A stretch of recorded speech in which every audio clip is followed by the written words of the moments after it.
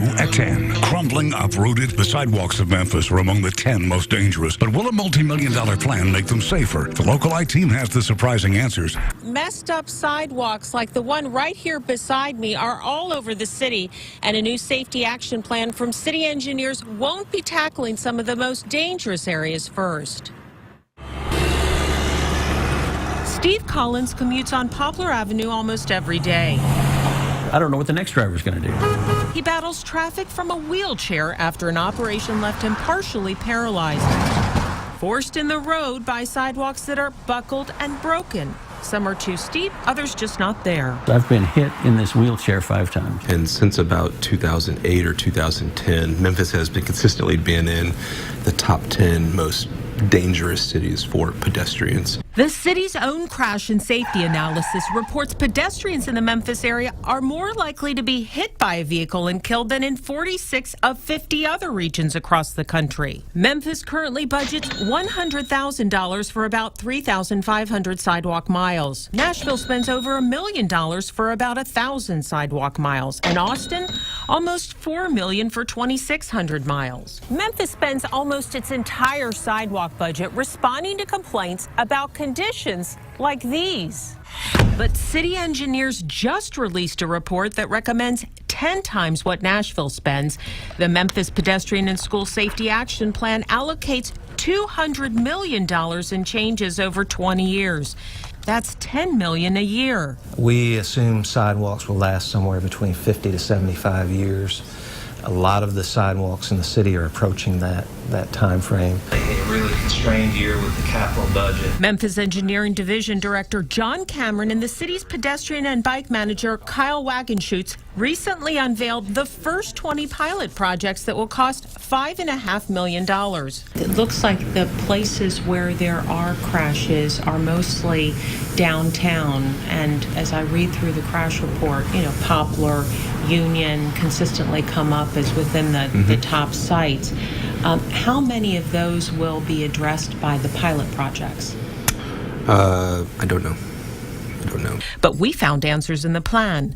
On this map of pedestrian crash locations, the red and orange dots show areas near Union and Poplar with the highest number of crashes. Now look at this map of the pilot projects. Only 13% of the $5.5 million will target the downtown and midtown areas with the most crashes. I don't see that any of the pilot projects are going to alleviate that for most Memphians. Well, the pilot projects, again, aren't... Do you see that? I see it, but the pilot projects aren't designed to address a purely safety concern. They not only do not follow pure safety concerns, but according to the city's own rating system, many of the pilot projects have lower danger scores than others not on the list. The pilot projects are designed to provide a demonstration of all of the types of projects that exist within the plan itself. Not all the pilot projects have got a high score. I think we'd be much better off choosing projects with a high score because they take into account safety and connectivity and all the other issues that were part of the analysis. Engineers say they only have money for the first 20 pilot projects. Funding could be cut off at any point. Isn't that correct? I mean, it could be cut off after the pilot projects end. Sure. Yeah. Yeah. And if the city is left with just those 20 projects, where does that leave Steve Collins and other pedestrians? I will die at this intersection.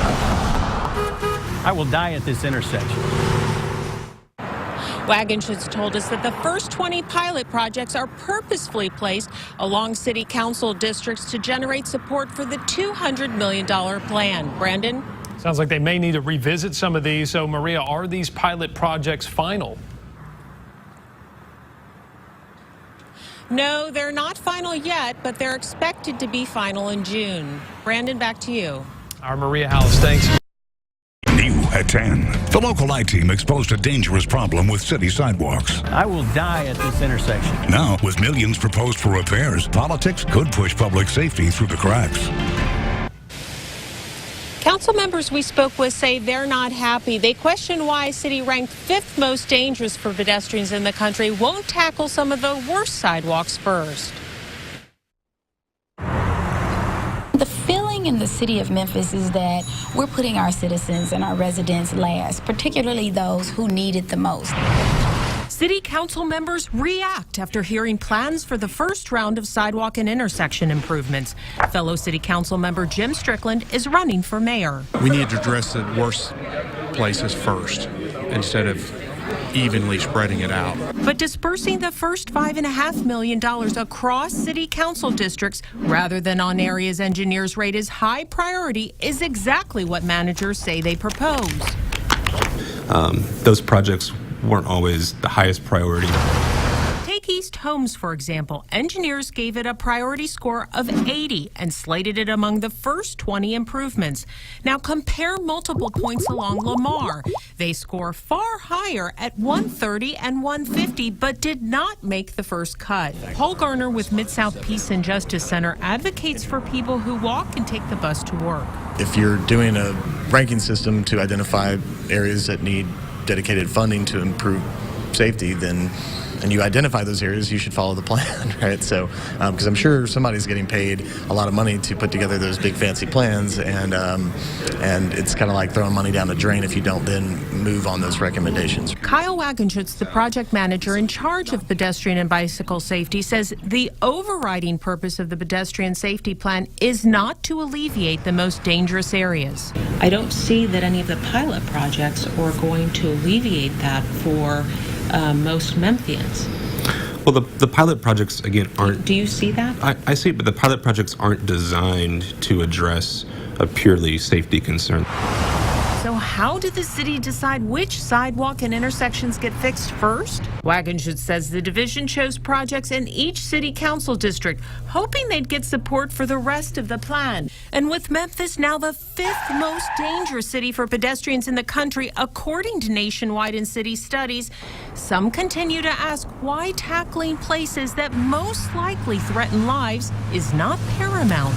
It bothers me that the residents in that particular part of my district, who are those who need it the most, may be on the bottom of the receiving end of the project. Yeah, obviously, we need to look at safety, look at where the issues are, where the people use the sidewalks, all those things need to be taken into account. City council members like Kemp Conrad may not have that chance. Is there going to be a vote? Nope, there's no vote recommended. City council has already approved all this, and you're just moving forward with it, or No, the plan doesn't go before city council. It doesn't go forward. No. Okay, so you're ready to go in June, is what you're saying. Essentially. We asked Wagenschutz for his reaction to City Council's concerns. He says he'll be making a presentation to City Council in the future and will answer questions at that time. Brandon? Maria, they may have to rethink the list. At least that sounds like that's maybe what they're leaning toward. Do any of the other first projects besides East Homes rank low on the list? Some have high scores, others rank in the last phase of the plan. Brandon, back to you.